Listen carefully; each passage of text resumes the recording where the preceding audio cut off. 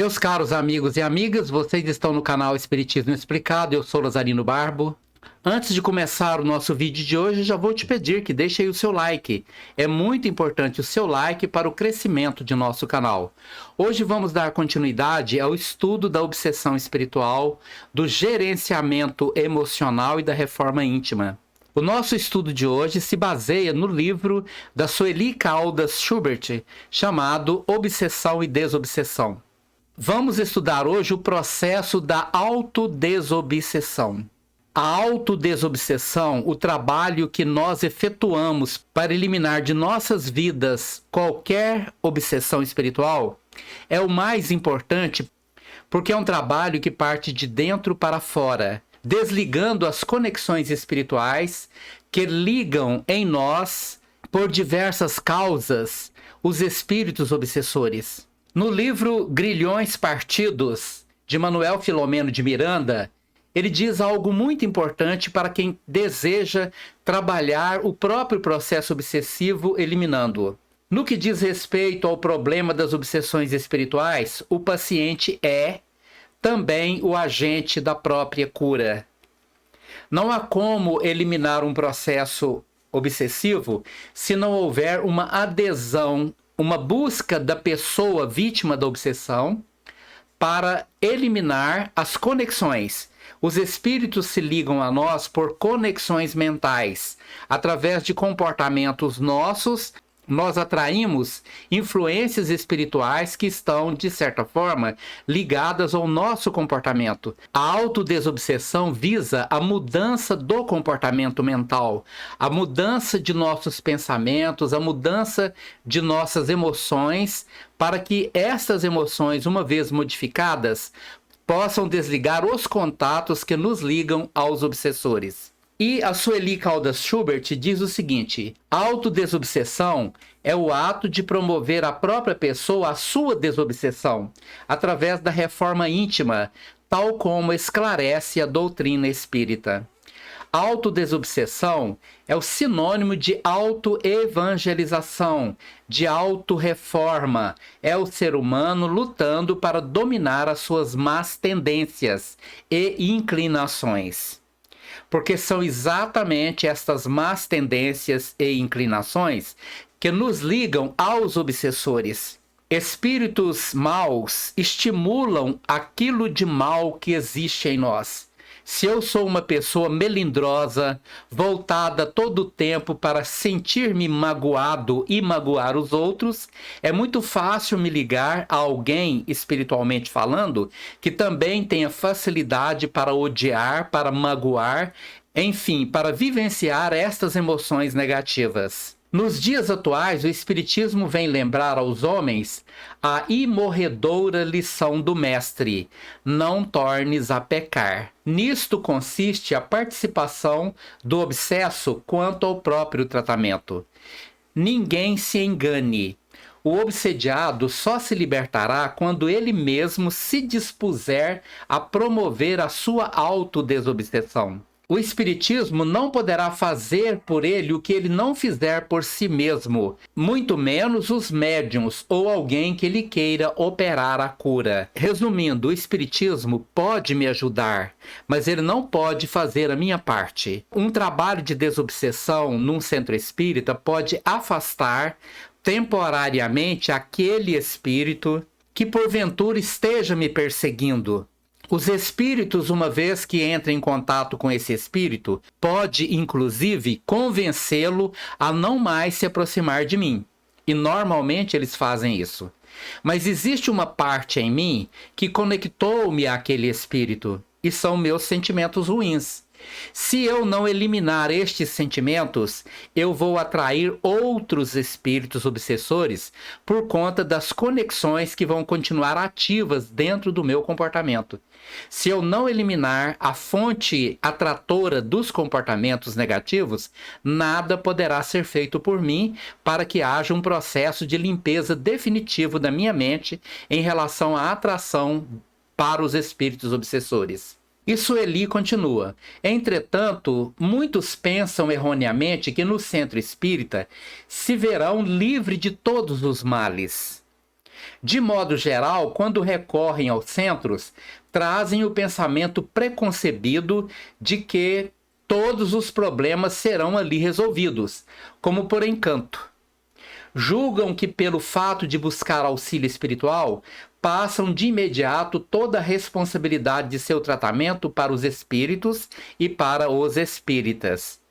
Logicamente que este é um raciocínio completamente falho. Os espíritos podem me ajudar, o centro pode me ajudar, os médiuns podem me ajudar, porque vão me esclarecer, vão me fortalecer para que eu tome atitudes.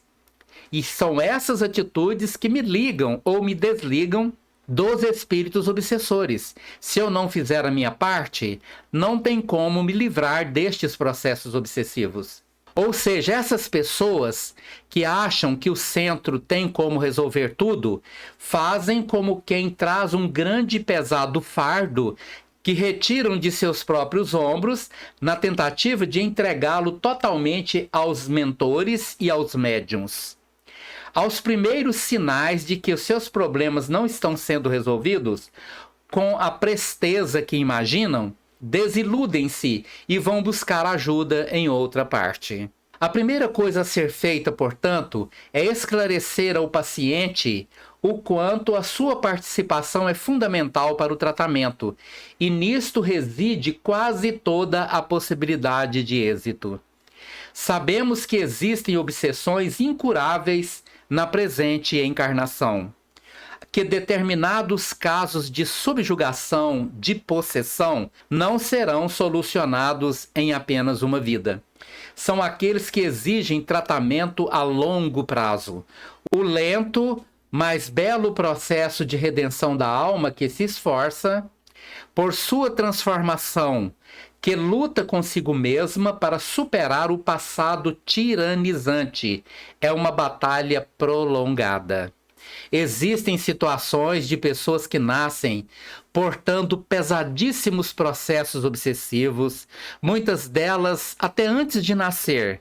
O espírito já está perturbado no plano espiritual, passa por uma gestação portando estas perturbações e nasce ainda portando seus desequilíbrios que irão se prolongar por uma vida inteira. E nesses casos, viver é o grande remédio.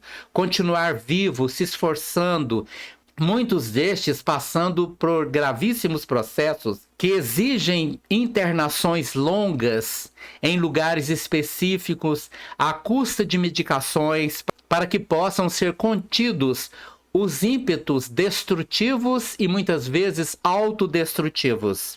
E viver é o grande medicamento, porque não há soluções para muitos casos a curto prazo. Nestes casos, muitas vezes, ao desencarnar no final de uma longa existência, eles retornam ao plano espiritual já mais conscientes, com maior capacidade de reação e de evangelização, para que possam definitivamente livrar-se das perseguições que fizeram, que contribuíram para poder merecer tão graves perseguições. A doutrina espírita vem trazer para essas criaturas o consolo e o remédio, ensinando-lhes um novo caminho que deverão trilhar. Jesus Cristo legou ao futuro a terapêutica indicada a quaisquer casos de obsessão e também a medida profilática por excelência, imprescindível à humanidade de todos os tempos. Ao dizer aos obsediados a quem libertava dos maus espíritos, não tornes a pecar, lecionava a moralização interior da criatura, ensinando que não deviam reincidir nos vícios, pregava a autodesobsessão. Todos os recursos espíritas são canalizados em auxílio aos obsediados, mas é evidente que unicamente alcançarão resultados positivos os que derem de si mesmos a sua cota de colaboração, aliás, imprescindível a quanto se valerem de todas as instruções apresentadas, pois de nada lhes adiantará conhecerem a medicação se não a utilizarem em si próprios. Os resultados serão assim ineficazes. A terapêutica do Espiritismo é para ser usada e não apenas admirada. E no livro de Ivone Pereira, Recordações da Mediunidade, no capítulo 10, tem uma afirmação bastante interessante. O obsediado, se não procurar renovar-se diariamente num trabalho perseverante de autodomínio ou autoeducação, progredindo em moral e edificação espiritual, jamais deixará de se sentir obsediado, ainda que o seu primitivo obsessor se regenere. Sua renovação moral, portanto, será a principal terapêutica nos casos em que ele possa agir. Por isso é que eu preciso me desconectar não apenas de um obsessor, mas principalmente das forças interiores que eu vivo por falta de educação moral, por falta de educação emocional, por falta de maturidade emocional, porque me destempero com muita facilidade, me desequilibro com muita facilidade. E é exatamente nisto que reside as conexões. Eu preciso desligar as tomadas. A tomada do ódio, da mágoa, da inveja, do ciúme, do rancor. Eu preciso desligar a tomada da inveja, dos maus sentimentos, dos vícios em geral, que me ligam aos obsessores. Desligando eu essas tomadas, eu me livro do obsessor específico que eu desejo me afastar, mas também de todo e qualquer processo obsessivo. É preciso lembrar que os nossos mentores espirituais, os bons espíritos que dirigem as nossas vidas, eles estimulam aquilo que é de bom em nós, nos tornando melhores. Os obsessores fazem exatamente o contrário. Eles estimulam aquilo que de ruim já existe em nós.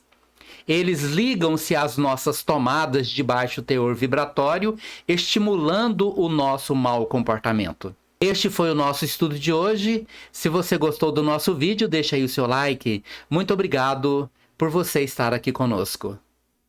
E até o próximo vídeo.